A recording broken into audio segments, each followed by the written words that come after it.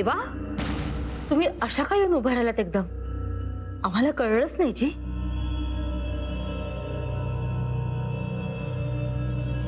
Diary का वाचत होतात तुम्ही? अहो, तुम्ही जान्हवीचे एवढे गोडवे गायले तर बघायला नको काय खरं आणि काय खोटं ते. मग काय कळलं, खरं का खोटं? आम्हाला यामध्ये फक्त काही प्रसंग सापडले जी, जे काही विशिष्ट दृष्टिकोन ठेवून लिहिलेले आहेत आमच्या मधूच्या विरोधात. ती डायरी आहे आऊसाहेब, त्यात खरं काय घडलंय हेच लिहितात माणसं. खोटं कशाला लिहिल कोणी? कसं आहे ना रेवा, आपण ज्या रंगाचा चष्मा डोळ्यावर चढवतो तशीच दुनिया आपल्याला दिसते जी. जाऊ दे, यावर वाद घालण्यात काही अर्थ नाहीये. पण तुम्ही म्हणताय त्याप्रमाणे जर 28 तारखेच्या गुढीपाडव्याला जे घडलं तसंच घडणार असेल तर उद्या 28 तारीख आहे, म्हणजे उद्या पण परत तसंच घडणार. हो, म्हणजे उद्या मधू जान्हवी सोबत बोटिंगला जाणार, म्हणजे तुमच्या सोबत. तेव्हा आम्हीच तुम्हाला सांगितलं होतं की तुम्ही जान्हवी बनू नका, पण निदान उद्याच्या दिवस तरी तुम्हाला जान्हवी बनावं लागेल. कारण विश्वजितच्या कुंडलीमध्ये 3दा मृत्यूयोग लिहिलाय.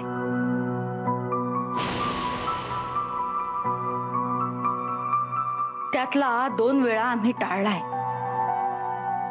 पण आता आम्हाला परत असं वाटतंय की तो योग पुन्हा आलाय. म्हणजे आज जे काही घडलं त्यावरून जान्हवी खरंच परत आलीये असं वाटतंय तुम्हाला? म्हणजे मेलेली माणसं परत येतात यावर विश्वास आहे तर तुमचा? हा काय प्रश्न आहे जी? आपण सगळ्यांनीच या वाड्यात ह्या गोष्टी अनुभवल्यात की हो, त्यामुळे विश्वास नसण्याचं कारणच नाहीये. पण ती माणसं तेव्हाच परत येतात जेव्हा त्यांचं काही काम अर्धवट राहिलं असेल. पण तुम्ही हा प्रश्न का विचारताय म्हणतोय आम्ही? काही नाही, सहजच.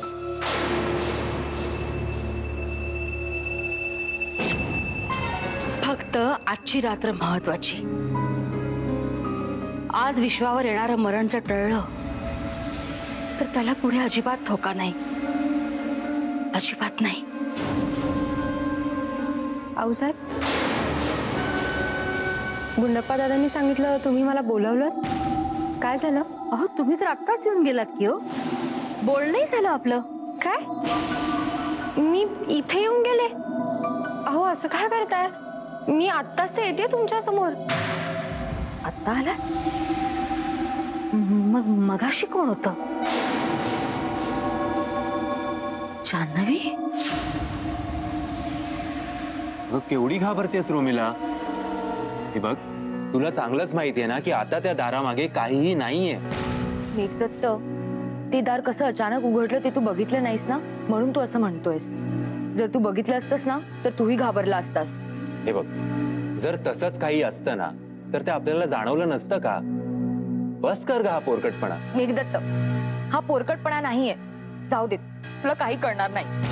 मला नाही कळणार ना, मग बरंच झालं तर मी जातो ऑफिसला. नको मेघदत्त, प्लीज तू नको जाऊस. प्लीज मला असं एकटं सोडू नकोस. काही काळजी करू नकोस रोमिला. जर तिकडे भूत खरोखरच असेल ना तर तो तुलाच बघून पळून जाईल. मी आता ऑफिसला जातो. नको नको नको, प्लीज प्लीज तू मला सोडून जाऊ नकोस, प्लीज. बरं, आपण एक काम करूया का? मी वहिनींना इकडे बोलवतो तुला कंपनी द्यायला. नको नको नको नको नको. का ग? ती रेवा खरी आहे की खोटी आहे तेच मला कळत नाही. तू बघितलंस ना आज ती किती ठिकाणी किती लोकांना दिसली ते. याचा काय अर्थ? याचा अर्थ तुझ्या डोक्यात नवीन काहीतरी डाव शिजतोय वहिनींना बाहेर काढायचा. तू वेडा झालायस का? माझी काय विषाद. रेवाचे हे सगळे प्रताप पाहून मला तर तिची खूपच भीती वाटते. मला नको हे सगळं काही, नाहीतर उद्या जाऊन ती माझ्या मानगुटीवर बसेल. नको बाबा. नशीब माझं, या घरात तू कोणाला तरी घाबरतेस आणि या घरात एक अशी व्यक्ती आहे जिच्या विरोधात कट करायला तू मागत नाहीयेस. हे ऐकून खरंच खूप बरं वाटलं. आता याच आनंदात मला माझ्या कामाला जाऊ दे. तू तुझ्या विचारांचा आस्वाद दिवसभर घेत राहा. Bye bye darling. मेघदत्त, मला सगळं मस्करी वाटतं.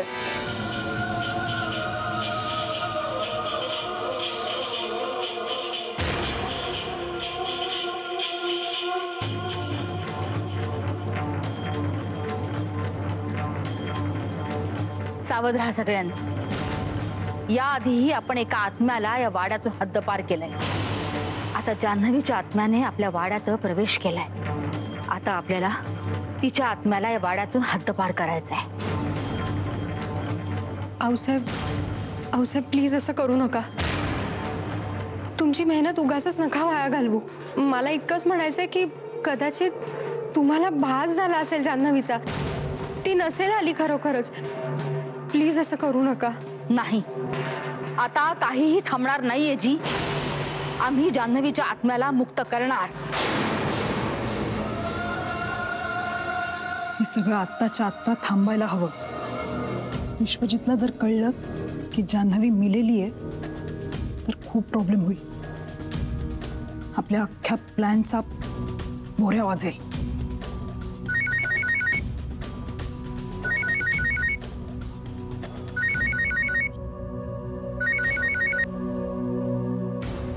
हॅलो. हा काय? बरं बरं, मी कळवते.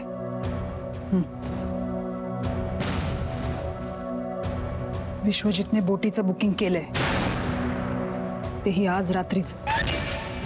काय आजचं? आऊसाहेब प्लीज हे सगळं थांबवा. त्याचा काहीच फायदा होणार नाहीये. जसं त्या डायरीत लिहिलंय ना तसंच घडणार आहे. विश्वजितनी आजचं बोटीचं बुकिंग केलंय. याचा अर्थ तो तिथे जाणार म्हणजे जाणार, आणि त्याच्यापासून त्याला कोणीच थांबवू शकत नाही.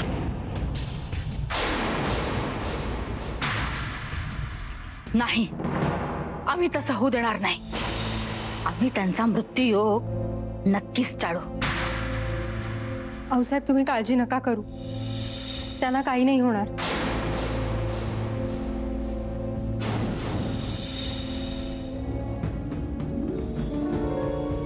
अरे, दार बाहेरून बंद आहे. जान्हवी, जान्हवी, दार उघड.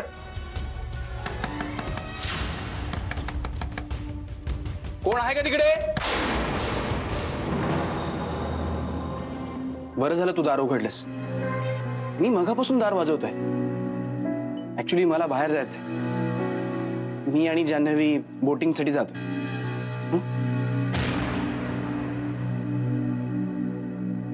काय झालं? का अडवलंस मला? आऊसाहेबांनी विश्वजितला सगळं सांगितलं ना तर खूप मोठा घोळ होईल. नाही जान्हवीचं भूत म्हणून मीच फिरणार आहे हे आधीच सांगायला हवं होतं त्यांना. त्यांना तर आता खरंच वाटायला लागलंय जान्हवी आहे म्हणून. पण तुला काय वाटतं रेवा, जर आपण आऊसाहेबांना हे सगळं सांगितलं असतं तर त्यांनी आपल्याला विश्वजित बरोबर हे सगळं करू दिलं असतं? नाही, आऊसाहेबांना विश्वजितची खूप काळजी आहे. त्यांनी त्याला सगळं काही सांगितलं असतं आणि आपला सगळा प्लॅन फिसकटला असता. खरंय तुझं. जर आयत्या वेळी इन्स्पेक्टर सारिकाने आपल्याला सावध केलं नसतं ना तर सगळ्याचीच वाट लागली असती. आणि या सगळ्याला भुलून विश्वजितने जे बुकिंग केलं ना बोटीचं, ते पण घडलं नसतं. आऊसाहेबांना विश्वजितची कितीही काळजी असली ना तरी आता सत्य आपल्याला सगळ्यांसमोर आणावंच लागणार. आणि त्यासाठी काही गोष्टींबाबतीत आपल्याला ताकही फुंकून प्यायची गरज आहे. पण रेवा, हे सगळं जे काही घडतंय त्यासाठी तू तयार आहेस ना?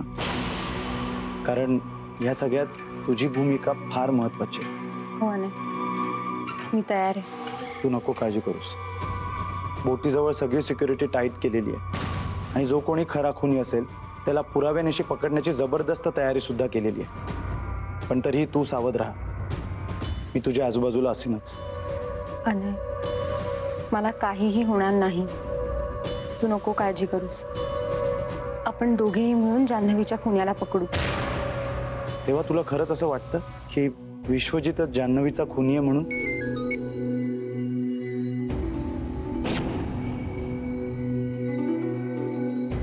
विश्वजितचा मेसेज आलाय. मला आत्ताच्या आत्ता गच्चीत बोलवलंय भेटायला. आत्ता काय झालं अचानक? विचित्र माणूस आहे फार. आणि मला लगेच जावं लागेल आणि कदाचित आम्ही तिथूनच पुढे जाऊ. रेवा, काळजी घे. मी येतोच तुझ्या पाठोपाठ. बाय.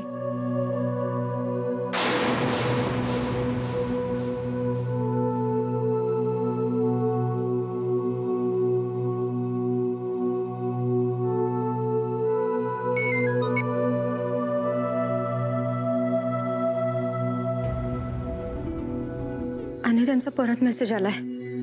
मला निघायला हवं. तू काळजी नको करूस. देवा, आय लव्ह यू.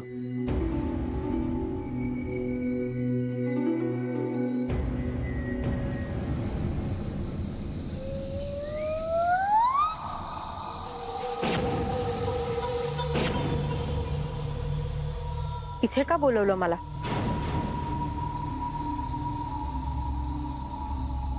या रेवा या. आम्ही तुमचीच वाट पाहत होतो की हो. हा नाही राजे, काय झालं? आपल्याला वाटलं होतं तेच झालं. म्हणजे बोटिंगवाल्याला तसाच फोन आला होता जसा 4 वर्षांपूर्वी कुणीतरी केला. काय? म्हणजे 4 वर्षांपूर्वी माझ्या बाबांना जसा फोन आला होता विश्वजितच्या बोटीचा ऍक्सिडेंट घडवून आणण्यासाठी, तसाच आत्ता सुद्धा आलाय. हा तो नंबर आहे.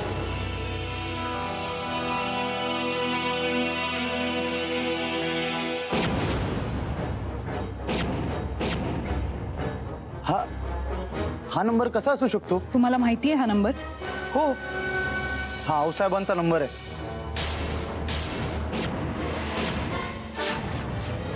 काय? आऊसाहेबांचा? आत्ता रेवा कुठे आहेत? हो गॉड, म्हणजे रेवाच्या जीवाला धोका आहे. आम्हाला पाहून तुम्हाला आश्चर्य नाही वाटलं? नाही, कारण मला खात्री होती तुम्ही मला इथे नक्की भेटणार.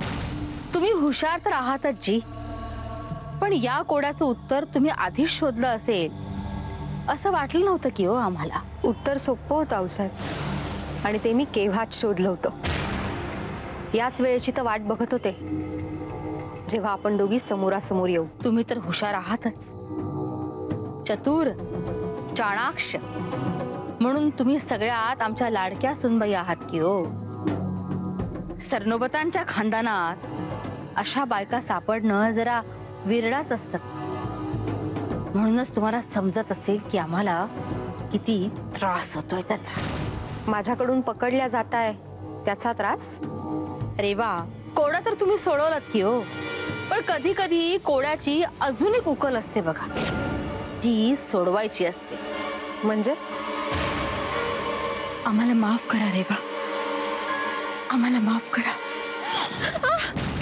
आम्ही चुकतोय, आम्हाला माहिती, पण विश्वजितचा मृत्यू टाळण्यासाठी आम्हाला तुमचा बळी देणं गरजेचं आहे. सोडा मला. 4 वर्षापूर्वी आम्ही जान्हवीचा बळी दिला होता.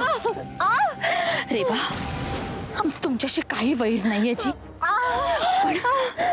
पण आम्हाला तुम्हाला मारावंच लागलं. आम्हाला तुम्हाला मारावंच लागणार.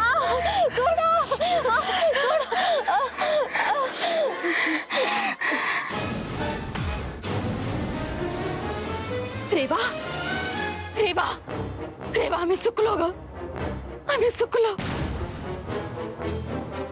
पण आमचा नाईलाज होता. आमच्या विश्वाचा मृत्यू टाळण्यासाठी आम्हाला दुसऱ्याचा बळी देणं गरजेचं होतं. पहिल्या वेळी आम्ही जान्हवीचा बळी दिला, दुसऱ्या वेळी तो भिकारी, आणि आता तुम्ही. मला माफ कर, आम्ही माफ कर, आम्ही चुकलो. कोण आहे तिकडे?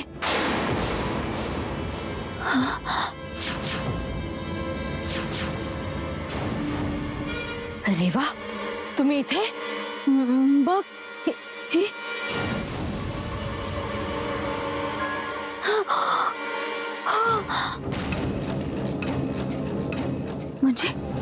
म्हणजे ती जान्हवी? देवा, तू ठीक आहेस ना? अनय, जान्हवीचा खून आऊसाहेबांनीच केलाय.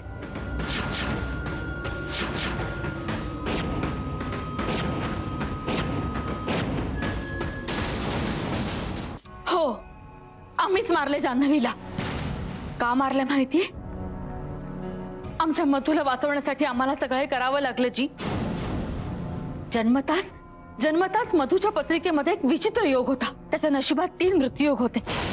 ते टाळण्यासाठी आम्हाला हे करावं लागेल. त्याचा पहिला योग वयाच्या 26व्या वर्षी होता. त्या दरम्यान त्याचं जान्हवीशी लग्न झालं. आम्ही विश्वावर नजर ठेवून होतो, कारण याच्यावरचा उपाय फक्त आम्हीच करू शकत होतो. विश्वाचं मरण त्याच दिवशी त्याच वेळी दुसऱ्या कुणावर तरी जाणं गरजेचं होतं आणि आम्ही फक्त तेवढंच केलं. पण विश्वाला वाचवण्याच्या नादामध्ये ते मरण जान्हवीवर गेलं की ओ, त्याची काहीही चूक नसतानाची. त्याच्यानंतर त्याला दुसरा मृत्यूयोग होता. त्यावेळी आम्ही नेमके हे वाडा सोडून गेलेलो होतो. विश्वाचा ऍक्सिडेंट झाला. आम्ही गुंडापाला अखंड नामस्मरण करायला सांगितलं. आम्ही जपजाप करत होतो आणि त्याच वेळी आमच्या समोर एका भिकाऱ्याचा बळी गेला. या सगळ्या खुनांमध्ये प्रत्यक्षरित्या आमचा हात जरी नसला तरी अप्रत्यक्षरित्या आम्ही या सगळ्या गोष्टींना जबाबदार होतो. त्याला आजच्या या तिसऱ्या मृत्यूयोगापासून वाचवण्यासाठी आम्हाला रेवाचा बळी द्यावा लागणार होता. आम्ही तेच करत होतो आणि याच योजनेला यशस्वी करण्यासाठी आम्ही विश्वाला अडवायला त्याच्या रूम मध्ये गेलो. आधी हा दुधाचा ग्लास संपवा आणि मग जा कुठे जायचंय तुम्हाला ते.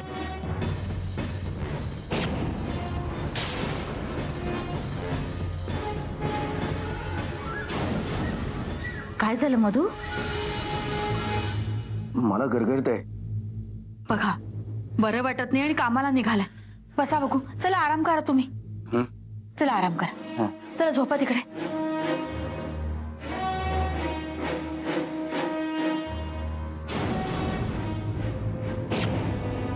जान्हवी, मला गच्चीवर येऊन भेट तातडीने. आम्हाला वाटलं होतं की आजही आम्ही विश्वाचं मरण टाळू शकू, पण तिकडे रेवा आलाच नाही. हो, विश्वजीतच्या मोबाईलवरून मला मेसेज आला, ताबडतोब गच्चीवर भेटायलाही. म्हणून मी लगेच निघाले. पण जाता जाता देवघरात जाऊन देवाकडे प्रार्थना केली आणि तिथून निघाले तर त्या दाराची कडीच लागलेली होती. दार उघडतच नव्हतं आणि म्हणूनच मी वेळेवर गच्चीवर पोहोचू शकले नाही. देवा, तुम्हाला देवानंच वाचवलं जी. देवाने नाही, जान्हवीने वाचवलं मला.